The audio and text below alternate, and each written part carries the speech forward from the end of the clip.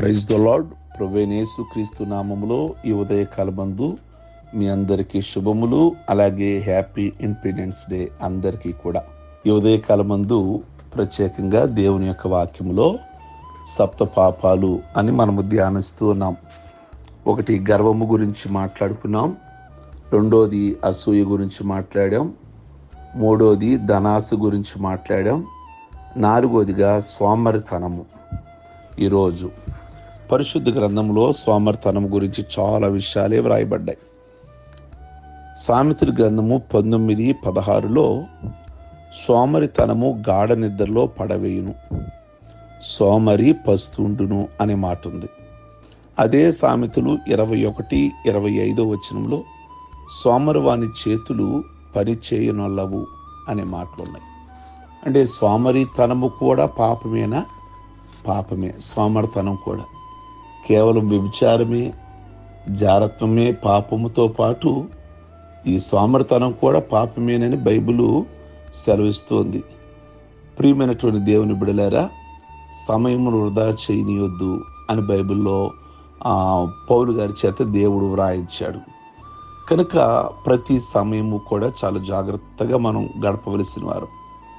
ఒక యజమాని వేరే ప్రాంతానికి వెళుతూ బైబిల్లో ప్రభు చెప్పిన ఉపమానము, ఒక అతనికి 5 తలాంతులను, ఒక అతనికి 2 తలాంతులను, ఒక అతనికి 1 తలాంతునిచ్చి ఆయన దేశాంతరము వేరే దేశానికి వెళ్ళారు. అయితే 5 ఇచ్చిన అతను కష్టపడి ఆ సంవత్సరం అంతా కూడా 5కు 5 చేశాడు. 2 తలాంతులు ఇచ్చిన అతనికి ఆ 2 కష్టపడి 4 చేశాడు.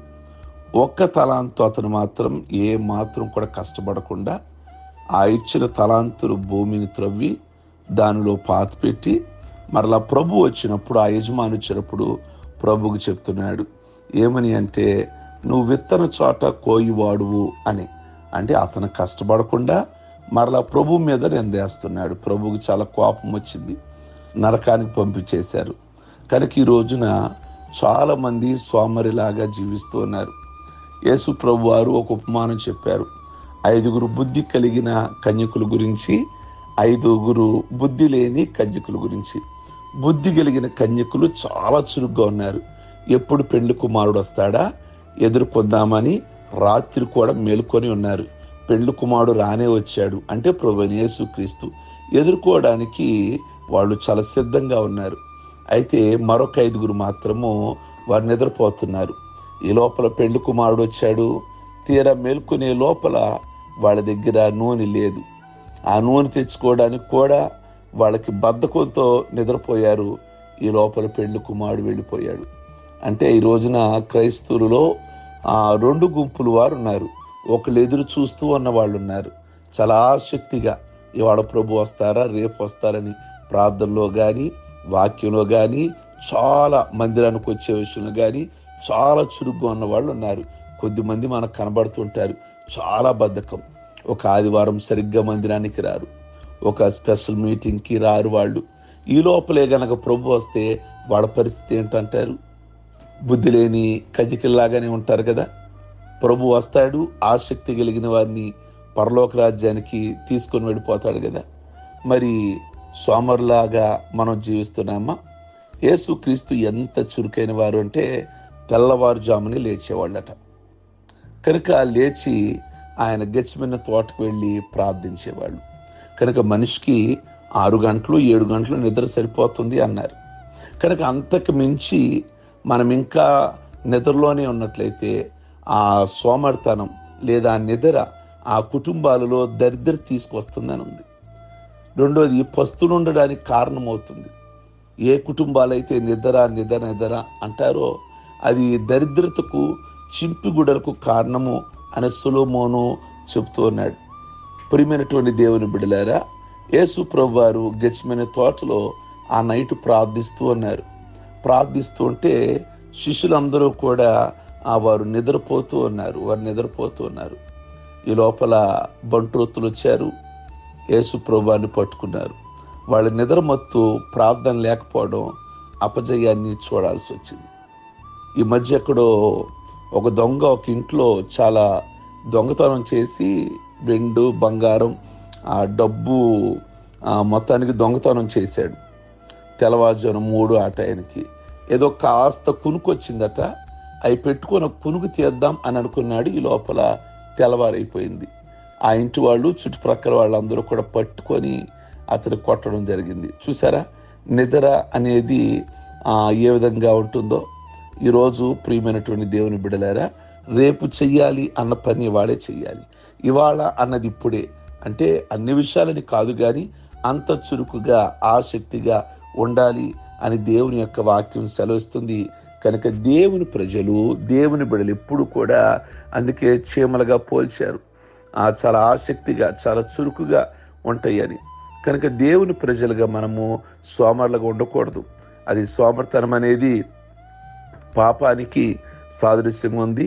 మీరు ఇంకా ఏ విషయంలోనైనా ఈ ఉదయకాలం ముందు ప్రార్థన విషయంలో కానీ, మందిరానికి వచ్చే విషయంలో కానీ అశ్రద్ధ వైఖరి కనుక ఉన్నట్లయితే పెండ్లి కుమారుడు ప్రభువైన యేసుక్రీస్తు వస్తారు, వెళ్ళిపోతారు. ఎవ్వరూ ఆసక్తిగా ఉంటారు ప్రార్థనలో కానీ, మందిరానికి వచ్చే విషయంలో కానీ వారు ఎత్తబడతారు. ఆ తర్వాత నువ్వు విడవబడ్డాక ఎంత బాధపడినా, ఎంత కన్నీరు కాచినా ఉపయోగం లేదు. కనుక ఈరోజే నువ్వు దేవుని విషయంలో చురుకుగా, అందుకే హెబ్రీలో అంటాడు కదా, మందులు కాక బద్ధకస్తులు కాక చురుకుగా ఉండాలి. ఈ రోజు నుంచి బైబిల్ చదవడానికి, ప్రార్థన చేయడానికి, దేవుని మందిరానికి రావడానికి, దేవుని సువార్త చెప్పడానికి ఎప్పుడు కూడా చురుకుగా ఉండాలని ప్రభువు నేను కోరుకుంటూ ఉన్నారు. ప్రార్థించుకుందాం. సర్వశక్తి కలిగిన మా ప్రభువా, దయగలిగిన మా తండ్రి, మరి పాపాలలో సోమర్తనం కూడా ఒక విధమైన పాపమే. కనుక ఈరోజు చాలామంది సోమర్తనం వల్ల సాతాను చేతుల్లోకి వెళ్ళిపోతున్నారు. వాళ్ళలో ఉన్న ఆ నిర్లక్ష్య వైఖరే. ప్రార్థిద్దాములే, బైబిల్ చదువుదాములే, ఈ వారం కాకపోతే రేపు వారం వెళదాములే అని అనుకుంటున్నారు, రావాలని అనుకుంటున్నారు. కానీ సాతాను చేతుల్లోకి వెళ్ళిపోయి మీ సన్నిధికి చాలామంది రాలేని పరిస్థితుల్లో ఉన్నారు క్రైస్తవులు. కనుక వాడి చేతి నుండి బయటికి రావడానికి కృప దయచేయమని ప్రార్థిస్తున్నాం. మీ శక్తిని వారి మీద దయచేయమని ప్రార్థిస్తున్నాం. ప్రభువా, సమయమును సద్వినియోగం చేసుకోండి అని ఎఫెసీ సంఘానికి అక్కడున్న విశ్వాసులకు పౌలు గారు రాస్తూ ఉన్నారు ప్రభువా. కనుక సమయం ఎక్కడ కూడా వృధా పోనీయొద్దని, కనుక సమయం దొరికినప్పుడల్లా మీ మాటలు వినడానికి, బైబిల్ చదవడానికి, ప్రార్థన చేయడానికి, మీ సన్నిధికి రావడానికి, ఎందుకంటే మీరు ప్రభువా త్వరగా రాబోతున్నారు. కనుక మిమ్మల్ని ఎదుర్కోవడానికి మేమందరం కూడా చురుకుగా ఉండవలసిన వారు. కనుక మీ చురుకైన ఆత్మను ప్రతి ఒక్కరిలో దయచేయమని ప్రార్థిస్తున్నాం. బద్ధకం యొక్క ఆత్మ, సాతాను ఆత్మ ఎవరిలోనైనా ఉన్నట్లయితే ప్రభువా, ఇప్పుడే ఆ బద్ధక ఆత్మ, సోమర్తనం అనే ఆత్మ, నిద్ర అనే ఆత్మ నుంచి విడిపించి చురుకైన వారిగా ప్రభువా మీ బిడ్డను సిద్ధపరిచి మీ కృపతో నింపమని ప్రార్థిస్తున్నాము. అలాగే ఈరోజు పెళ్లి రోజులు, పుట్టినరోజులు, బాప్టిజం పొందిన రోజులు చేసుకుంటున్న బిడ్డలందరినీ కూడా ప్రత్యేకంగా దీవించి దైవాశీర్వాదాలతో నింపి మీ నామానికి మహిమ తెచ్చుకోమని యేసు పరిశుద్ధ నామములో అడిగి వేడుకుంటున్నాం తండ్రి. ఆమేన్. God bless you. మీ అందరికీ ఈ ఉదయకాలం మందు